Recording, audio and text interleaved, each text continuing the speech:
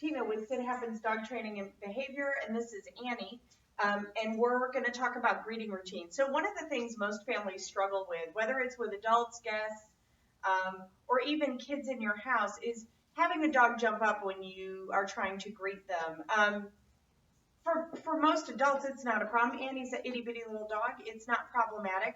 However, if I was on Coumadin, if I had thin skin, if I was a toddler, or if I was afraid of dogs, that is a really good way to have a problem. So the greeting routine exercise is a really easy way to work on it.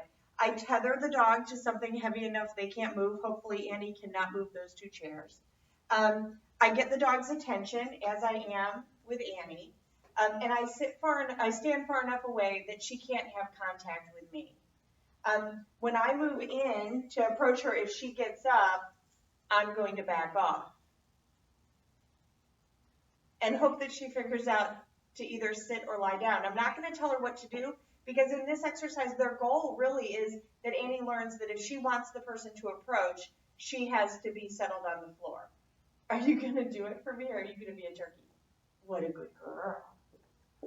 That's very nice. Okay, so we'll do a few repetitions of that with me coming in really boring. And you can see Annie's a little bit worried about having tall people in boots approach her. Because, you know, she's a dachshund and they all get kicked. Ready? Good girl. What a good fucking leave the fingers.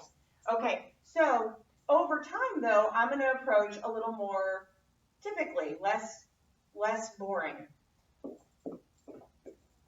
Good girlie. Right? So I'm going to turn up the volume a little bit at a time for Annie. It's going to be good girl. A little bit more intense each time. We can also, when we're working with kids, make it silly. So we can do big silly walks. Yeah. I sometimes have kids walk like elephants, or, you know, do the alligator thing. Giving the dog lots of looks at different behavior. Over time, we're going to approach more quickly and let the dog, again, communicate that they are ready to have the person come close. Work slowly.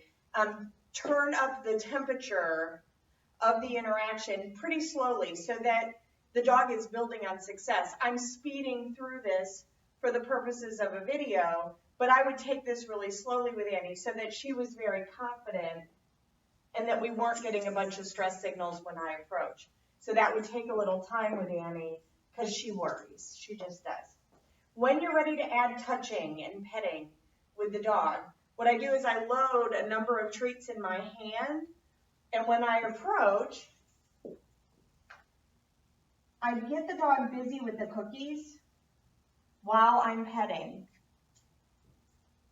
And I end the petting before the treats end. In the case of little kids, I often toss the cookies on the floor and we touch the side of the dog so that the dog is directed down and they're being touched while food is happening. What a good girl, Miss Vanny.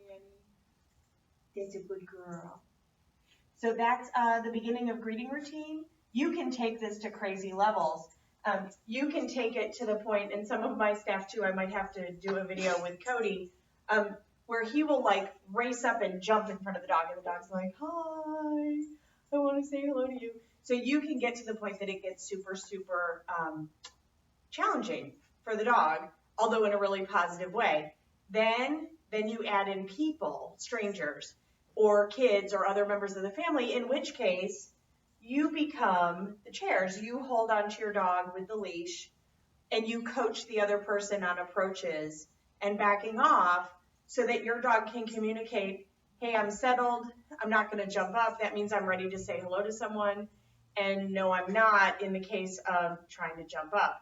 If your dog is afraid of new people, if your dog is worried about that interaction, then this is not the way to go.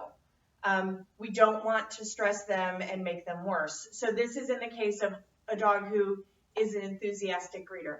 So this is Tina with Sid Happens Dog Training. We speak dog. Thanks for watching.